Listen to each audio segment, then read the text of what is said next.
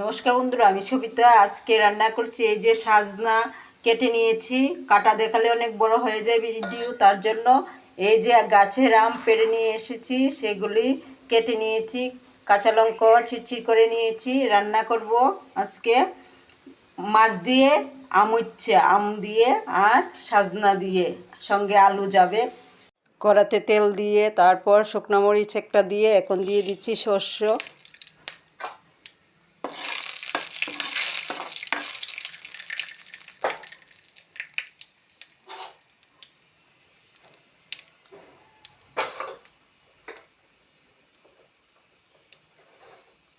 এখন দিয়ে দিচ্ছি কাঁচা লঙ্কা।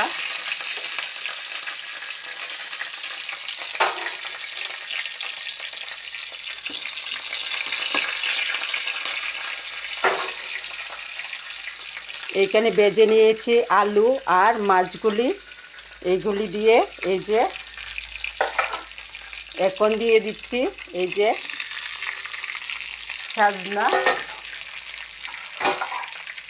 আর সঙ্গে দিয়ে দিচ্ছি আলুগুলি।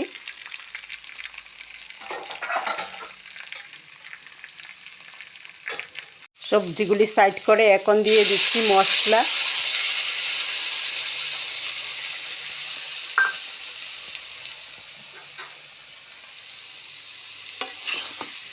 এখন মশলাগুলি ভালোভাবে সবজির সঙ্গে মিশিয়ে নিচ্ছি।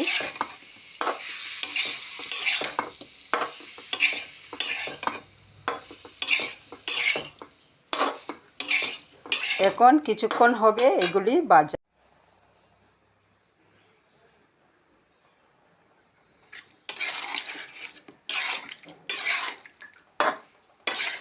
আমগুলি দিয়ে দিলাম, ঝোল দিয়ে তারপর আমগুলি দিয়ে নেড়ে দিচ্ছি। কিছুক্ষণ সিদ্ধ হবে। এখন স্বাদ অনুসারেও লবণ দিয়ে দিলাম।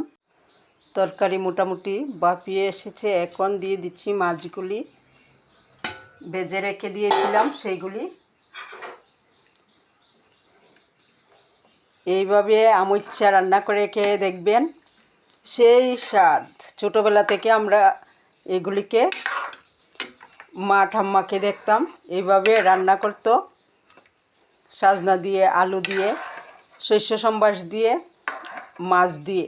গুঁড়ো মাছ দিয়েও ভালো লাগে, বড় মাছ দিয়েও ভালো লাগে। যার যেটা ইচ্ছা সেইটা দিয়েই রান্না করতে পারে। এই যে হয়ে যাচ্ছে এখন তরকারি। এখন দিয়ে দিচ্ছি কিছু কচুরি মেথি।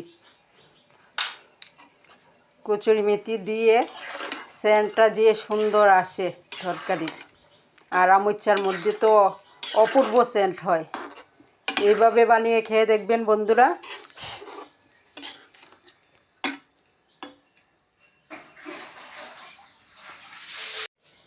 কচুরি মেথি দিয়ে এখন নেড়ে নিচ্ছি। কচুরি মেথি দিয়ে রান্না করলে সেই স্বাদ। ছোটোবেলা খেতাম মা ঠাম্মার হাতে, একদম সেই স্বাদ মুখে লেগে থাকে। আর এখন এভাবেই রান্না করেছি। কেমন হবে কমেন্টে জানাবেন। বাই বন্ধুরা।